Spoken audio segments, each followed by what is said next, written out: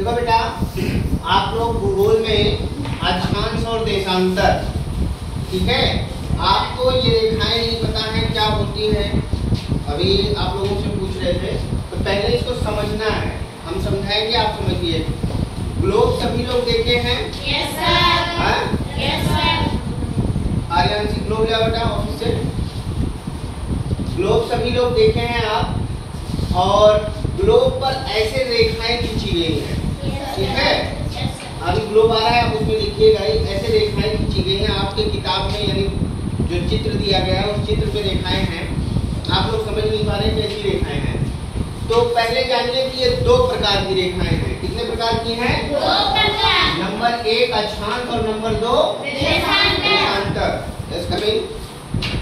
एक ये देखिए क्या है बेटा? ग्लोब। और इस पे देखिए लाइनिंग है, ये देखिए लाइन खींचा गया है, देखिए ऐसे छोटी छोटी लाइनें दिख रही है ना? Yes sir. ये देखिए ऊपर से नीचे तक चारों तरफ से एक जाल बना हुआ है ना? क्या बना हुआ है? जाल। ग्लोब क्या है? पृथ्वी का नमूना। आप देखिए इस पर जो जाल बना हुआ है, ये कैसे बना हुआ है, क्यों बनाया हुआ है, क्यों बनाया गया है? अक्षांश और देशांतर के माध्यम से हम किसी भी देश की सही स्थिति ग्लोब पर जान सकते हैं, ठीक है। और मानचित्र में उसको दर्शाया जा सकता है, ठीक है। अब दो रेखाएं हैं, एक अक्षांश और एक देशांतर। इन्हीं दोनों रेखाओं को आपको जानना है। सबसे पहले ये जानिए कि अक्षांश रेखा किसे कहते हैं। कोई भी मानचित्र होता है बेटा, उसके ऊपर वाला भाग क्या कहलाता है? उत्तर। और नीचे वाला भाग क्या कहलाता है? दक्षिण। कोई भी मानचित्र हो, ऐसे आप देखिए, उसमें नक्शे में लिखा रहेगा ऊपर की तरफ डायरेक्शन, और ये क्या कहलाएगा? पूर्व। और ये क्या कहलाएगा? पश्चिम। ठीक है, ऐसे डायरेक्शन होता है। यही आपके इस मानचित्र का भी डायरेक्शन है, ठीक है। यानी जो दिशा दिया गया है वो यही है। आप करते क्या है हम कि उत्तर ऊपर है, नीचे दक्षिण है, इस तरफ पूर्व है, इस तरफ पश्चिम। इतना समझ में आ गया? अब देशांतर रेखा की जो परिभाषा है, डिफिनेशन है, वो क्या है कि पूर्व से पश्चिम, पूर्व से पश्चिम खींची गई काल्पनिक रेखा। कैसी रेखा? क्या कहलाती है? समझ में आ गया? पूर्व से पश्चिम। आप ऐसे भी कह सकते हैं कि जो बड़ी लाइन है, कैसी लाइन? बड़ी लाइन। ग्लोब पर बड़ी लाइन वो अक्षांश है, और जो खड़ी लाइन है वो क्या है? देशांतर। जैसे देशांतर कहां से कहां तक खींची गई है? Very good. तो देशांतर वह काल्पनिक रेखा जो ग्लोब पर उत्तर से दक्षिण खींची गई है, देशांतर रेखा कहलाती है। दोनों पे परिभाषा समझ में आ गया? अक्षांश रेखाओं की संख्या कितनी है? 180। देशांतर रेखाओं की संख्या कितनी है? 360 रेखाएं वो हैं, और 180 रेखाएं वो हैं, ठीक है। अब इसमें हम करते क्या है बेटा कि कहां कैसे रेखाएं खींची गई हैं ये जानिए। ये जो बीच की रेखा है ये शून्य अंश है। ये क्या है? शून्य अंश। और शून्य अंश अक्षांश रेखा पृथ्वी को दो बराबर भागों में बांटती है। ऊपर वाला भाग उत्तरी और नीचे वाला भाग दक्षिणी। ये भी समझ में आ गया? तो आधा आधा बढ़ गया। पृथ्वी क्या है? गोला, और गोले का आधा भाग क्या कहलाता है? गोलार्ध। क्या कहलाता है? गोलार्ध। तो ये उत्तरी गोलार्ध हो गया, और नीचे वाला भाग क्या हो गया? दक्षिणी गोलार्ध। दक्षिणी गोलार्ध। इतना समझ में आ गया? अब जीरो बीच में है, तो यहाँ से शुरू करेंगे 1 2 3 4 5 6 7 8 9 10 ऐसे करके हम ऊपर गिनती ले आएंगे, और 90 अंश तक रेखाएं। कितने अंश तक? 90।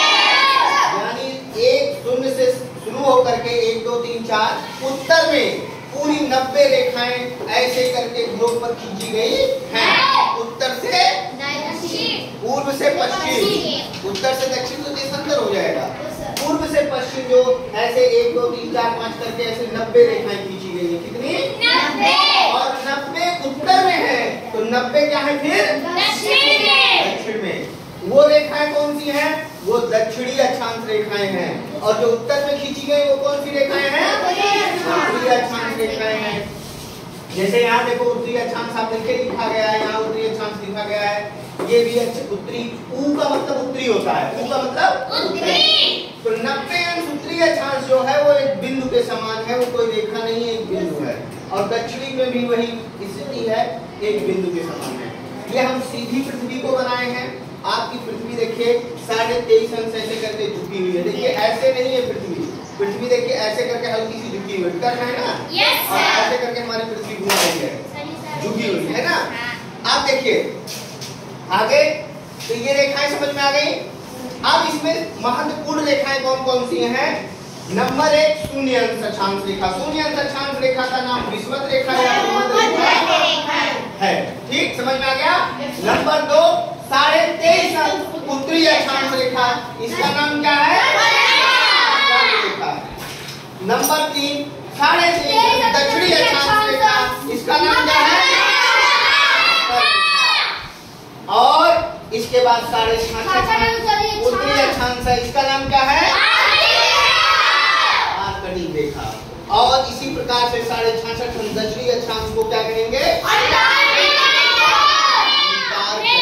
रेखा। तो आप अक्षांश रेखाओं के बारे में जान गए। एक और छोटी सी बिंदु आप लोग याद करिए।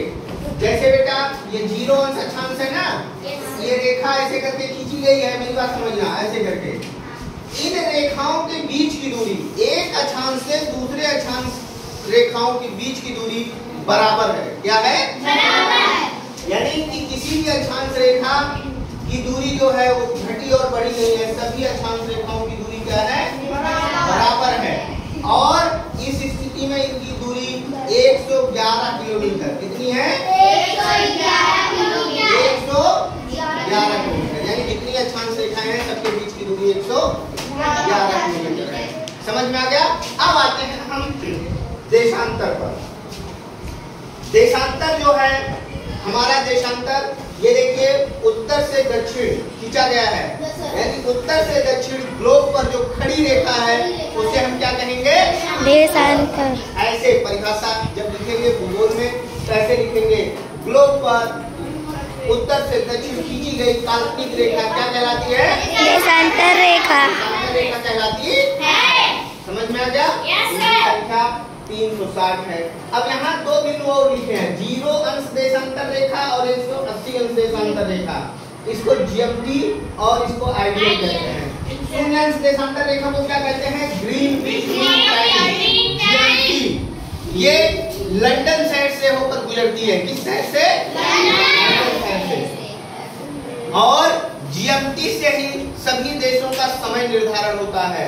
जैसे ये शून्य अंश रेखा है, इसके जब हम आगे जाएंगे तो प्रत्येक देशांतर पर 4 मिनट का अंतर होगा। कितने मिनट का? 4 मिनट का। यानी कि अगर हम शून्य अंश देशांतर पर हैं, यहाँ 12 बज रहा है, और अगर हम 1 अंश पूर्वी देशांतर पर चले जाएं, कहाँ? ये पूर्वी होगा ना। अगर 1 अंश पूर्वी देशांतर पर हम चले जाते हैं तो कितना हो जाएगा वो? 12:04 मिनट। और अगर 2 अंश देशांतर पर गए तो 12:08।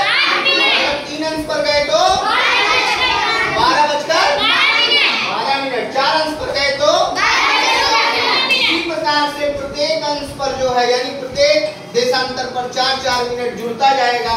और हमारे देश का जो है देशांतर वो है 82.5 अंश। कितना है बेटा? 82 है ना। हमारे देश का जो समय निर्धारण रेखा है ये इलाहाबाद के नैनी से होकर गुजरता है, 82.5 अंश है। और जब 82.5 अंश को आप 4 से क्या करोगे? गुणा, तो कितना आएगा जानते हो?